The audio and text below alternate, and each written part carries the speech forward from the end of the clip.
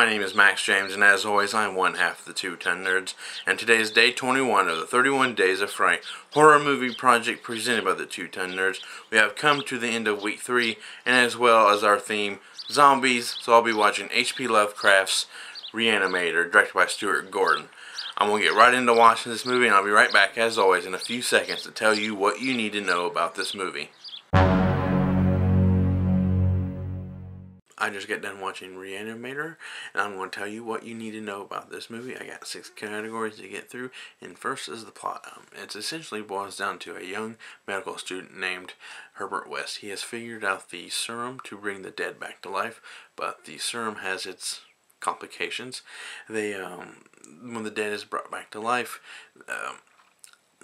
they come back very hostile and very violent, and all the wires aren't connected, and in the brain, and it just doesn't quite. That's what the movie's about. It's them kind of working the kinks out of the serum.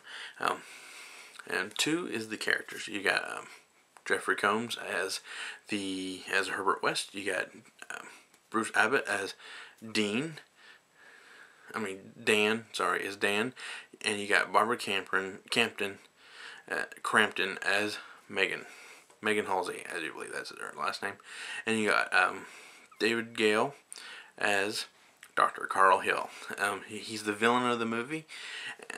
He kind of has a thing for Megan because he has his own little stalker file on her, which comes into play a little later in the movie. You got number 3 is my 3-act breakdown. It essentially boils down to first act. It boils down to kind of Herbert West asserting himself within the school between the Megan and Dean. He kind of like asserts himself very firmly, kind of putting his foot down, and takes upon what he wants to do by himself. And whoever gets in his way just is collateral damage. Example: there's a cat. That's really all I'm going to say. You got him kind of pushing his way into the relationship between Danny and Megan, kind of pushing Megan aside to kind of make Dean, sorry I keep calling him Dean, but Danny to kind of help make him be his assistant, basically. Then Act 1 ends with a little sequence with a cat, and to prove to Dan that the serum does work, but there is some kind of complications. So Herbert West convinces, like, we need a fresh specimen, like a really fresh specimen. So that leads into Act 2, is when they break into the morgue, basically. They don't really break into, they sneak into the morgue, and they test it on a dead body. And it just goes, when it raises up from the dead, it just goes nuts and starts getting very hostile and just starts breaking things and attacking Dan and Herbert West, and it's just like, it just kind of gets very, very chaotic. And then, but then the dean of the school, who is Megan's father, he kind of stumbles upon this whole thing, and he ends up getting killed. And Megan kind of notices. No, that's not until later. Sorry. They end up bringing the dean of the school, back to life because he's a very, very fresh specimen, and which kind of leads into Act 3, because Dr. Carl Hill, he realizes that the dean is dead, but all his wires aren't connected. He's kind of very dumb, and just kind of seems very mental. Has a kind of a mental disability. That's what it kind of looks like, and kind of way he acts, and he kind of blackmails Herbert West into giving him the credit to finding the thing if he doesn't tell what he did to the dean.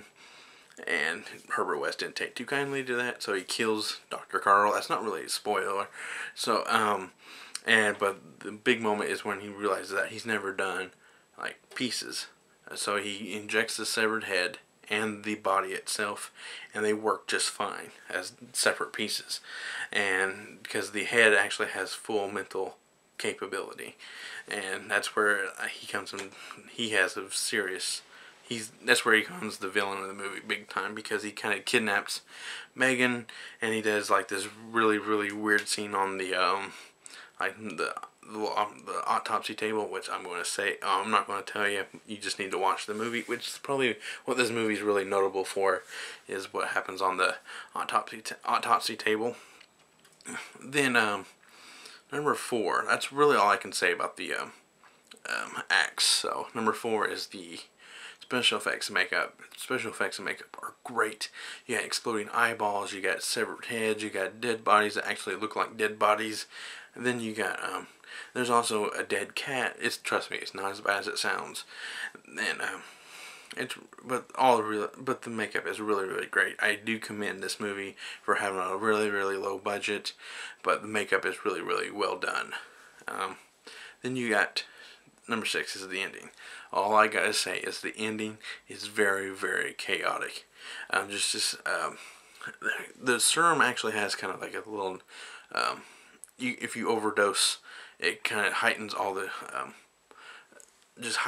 everything in the body to overdose, and it's just really great. It's chaotic. It's just a really great ending. Which leads me into my classification scale. 1 being the worst and 5 being the best. 1 is your run-of-the-mill horror movie. 2 is best watched with a group. 3 is a good horror movie but just doesn't offer anything new to the horror genre. 4 helps move the horror genre forward. And 5 being a horror classic. And Re-Animator fits in within number 5. It's a horror classic. And that's really all I gotta say. The reason why it's number 5, is that it just offers all kinds of new stuff. You got severed heads actually talking, and just the makeup looks really great. The camera work is just really great. The camera magic it's really great. Then that's really all I gotta say. So my name is Max James, and as always, I am one half the 2 Ton Nerds, and I'm gonna go geek out.